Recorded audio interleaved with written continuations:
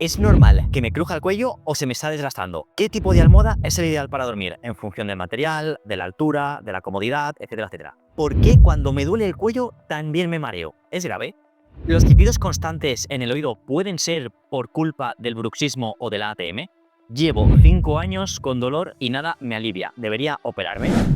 5 preguntas que tenemos de nuestros pacientes con dolor cervical y dolor de cuello y que hoy quiero que queden respondidas. Bien, y comenzamos con esta pregunta de ruidos articulares que muchas veces genera mucha controversia, mucha confusión, y casualmente la semana pasada respondía a uno de mis pacientes a esta misma pregunta y creo que esa misma respuesta nos puede valer para entender precisamente 3 tipos de ruidos que suele haber a nivel articular, un poco a grosso modo. Las cavitaciones, las crepitaciones y los crujidos son diferentes y vamos a ir viendo una por una cada una de ellas. Por un lado, las cavitaciones son ese ruido tipo pompitas de embalaje cuando, por ejemplo, ¿no? Pues nos crujimos los dedos, que vienen a significar que hay burbujas de aire a nivel articular que se explotan. No es malo, al final nuestro cuerpo tiene un montón de gases por todos lados, ¿no? Y a veces dentro de la cápsula articular esas pequeñas burbujitas se van agregando, se van acumulando hasta formar burbujas más grandes que explotan cuando las sometemos a presión. En segundo lugar, las crepitaciones. Las crepitaciones vendrían a ser como un ruido de pisar nieve blanda, sobre todo cuando es la temporada de invierno, y este sí que suele ser relativo al desgaste. Cada vez que hacemos un movimiento, sobre todo pasados los 50, los 60, hay una sensación como de arenilla continua dentro de la articulación que en este caso sí que puede ser indicativo de desgaste. Y en tercer lugar, tendríamos a los crujidos, que suelen ser, por ejemplo, ese dolor que tenemos de manera permanente cuando hacemos un movimiento o hacemos un gesto y suena todo el rato cloc, cloc, cloc. En esta situación, lo que suele ocurrir normalmente es que hay alguna otra estructura, bien sea un ligamento, un tendón o parte de un músculo, que cuando pasa por su carril articular, salta. Por ejemplo, en el hombro suele ser bastante claro cuando el supraespinoso que pasa por debajo del techo del hombro salta en esa parte de la cabeza del húmero. No es como tal malo, sí que es verdad que forzarlo o llevarlo a cierto extremo hay que tener un poco cuidado con ello porque puede generar irritación, puede generar inflamación, pero los ruidos, si no vienen asociados o acompañados de dolor, tampoco suelen ser un problema. Hablemos ahora del tipo ideal de almohada para dormir. Y aquí es curioso porque hay un gran negocio, ¿no? Con el tema este de las almohadas, que si ergonómicas, que si viscoelásticas, que si de un montón de historias. Y para mí, de verdad, lo más importante, y con esto sé que a lo mejor me puedo ganar algún enemigo, la mejor almohada es la que no te haya dado problemas en tu día a día. ¿Por qué digo esto? Porque muchas veces ocurre que tu cuerpo se adapta a aquel estímulo que tú le des. Si está acostumbrado a una almohada más rígida, dormirá mejor con una almohada más rígida. Si está acostumbrado a una almohada blanda, dormirá mejor con una almohada blanda. Muchas veces suele ocurrir, yo por ejemplo en nuestro caso, ¿no? Tenemos pacientes que se dedican a negocios internacionales o que trabajan tanto dentro como fuera de España y que muchas veces pasan noches en hoteles o pasan noches en Airbnb, pasan tiempo en camas que no son las suyas y en almohadas que no son las suyas. Ahí el problema suele estar en que se genera ese desajuste. Si yo en mi casa tengo una almohada mucho más rígida y me alquilo un alojamiento que tiene una almohada mucho más blanda, mi cuerpo al desadaptarse va a sufrir y esa noche o esas 2 primeras noches se va a quejar sobre todo de que existe ese tipo de problema. Es verdad que a día de hoy muchos locales, ¿no? Muchos alojamientos ya te dan la opción de si quieres una almohada un poquito más dura o un poquito más rígida. De cara a materiales sucede un poco lo mismo. Sí que también hubo un pequeño auge, ¿no? De las almohadas de fibra de coco, pero realmente todo va un poco en esta misma línea. Pasamos ahora a un tema que creo que también es muy interesante, que son los mareos cervicogénicos. Y lo digo así porque es algo que genera mucho miedo, que genera mucha incertidumbre y lo que creo que en apenas 2 minutos podemos resolver esa cuestión que nos suele muchas veces generar miedo a qué le puede pasar a mi cuerpo.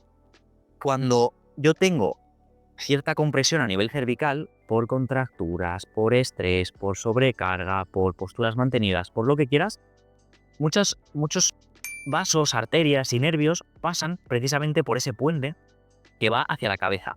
Si aumenta la tensión o la compresión de mis tendones, de mis ligamentos y de mis músculos sobre los nervios, las venas y las arterias, es posible que la cantidad de riego sanguíneo se restrinja. Al final es como si yo tuviera tuberías que van hacia la cabeza, las estrecho un poquito, pues evidentemente la potencia con la que me van a llegar son diferentes, o la cantidad que me van a llegar sería un poco, por seguir el símil, como estrangular una manguera y decir, no sale con la misma presión o con la misma fuerza. Pues eso muchas veces nos ocurre con los mareos. Sí que es verdad que si son prolongados en el tiempo o si son graves, por ejemplo, gente que se desmaya una vez ha pasado esa fase de mareo, sí que conviene que haya una revisión médica de por medio. Pero muchas veces, además, en gente que sufre bastante de tensión más baja, son hipotensos, se suma esa compresión de esas tuberías que van hacia la cabeza y luego aparte que esas tuberías tienen poca potencia, porque la tensión por norma general es baja. Entonces, juntando estos dos factores, muchas veces tenemos mareos simplemente posturales. Entonces, no suelen ser graves por norma general. Ya os digo que si son mareos que conllevan a desmayos de repetición, sí que conviene hacer una pequeña valoración con el médico de cabecera, pero si no, no suelen ser particularmente graves. Cuando hablamos ahora de pitidos constantes, tienen un nombre técnico que es el tinnitus. Ese tinnitus puede tener infinidad de causas por las que aparecer en nuestro cuerpo. Sí que ocurre que, por ejemplo, ¿no? Si yo tengo bruxismo, un aumento de la presión de mi musculatura de la mandíbula, normalmente toda la zona en la que mandíbula conjuga con el masetero va a aumentar de presión. Ese aumento de presión puede llevar a mayor irritación también a mayor desgaste y que ese propio desgaste termine generando síntomas en el oído, tanto en el oído medio como en el oído interno. Igual, no es una patología grave por norma general, pero sí que es verdad que es muy molesta. Gente que se tira todo el día con estrés, con ansiedad y luego llega a casa y por ese aumento que ha tenido del sistema nervioso simpático y por esa hiperactivación del nervio vago, luego tiene un pitido hasta que se va a dormir o directamente una vez que está en la cama. Igual no suele ser un problema grave, pero sí que es verdad que conviene controlar nuestro nervio vago, nuestro sistema nervioso autónomo, nuestro estrés, nuestra ansiedad, para evitar ganar ese puntito de calidad de vida. Y por último, dolor crónico de cuello. Para hablar de este tema, para empezar, soy rotundo con esto siempre.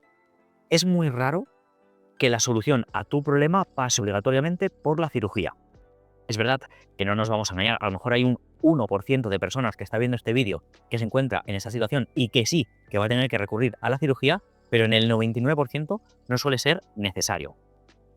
Ocurre muchas veces que el dolor de cuello crónico puede ser o por aumento del tono muscular, estrés, ansiedad, posturas mantenidas, falta de tono muscular, o bien precisamente por atrofia. Nos gusta o no, la cabeza, que tiene un peso bastante importante, para algunos más que para otros, sostener ese peso durante todo el día conlleva un trabajo, conlleva un esfuerzo. Si todos los músculos, el trapecio, el esternocleidomastoideo, los escalenos, la musculatura tanto supraioidea como infraioidea no están lo suficientemente fuertes, puede ser que esos músculos, acabando el día o a mitad del día, se fatiguen. Por eso suele aparecer dolor. ¿En qué casos, y aquí me voy a meter con ese 1% del que hablábamos, podemos llegar al punto en el que te tengas que operar de cervicales?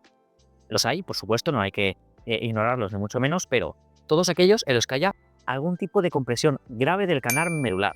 Dani, tengo una hernia que me ha ido evolucionando con el paso del tiempo, empezó siendo muy chiquitita, pero es que ya me hormiguean los dedos de las manos muchísimo. Es que prácticamente me mareo 24 horas al día.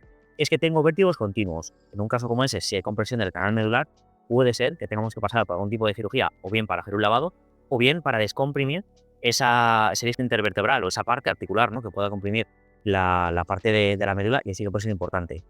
Otros casos en los que, por ejemplo, haya habido algún tipo de fractura o fisura grave.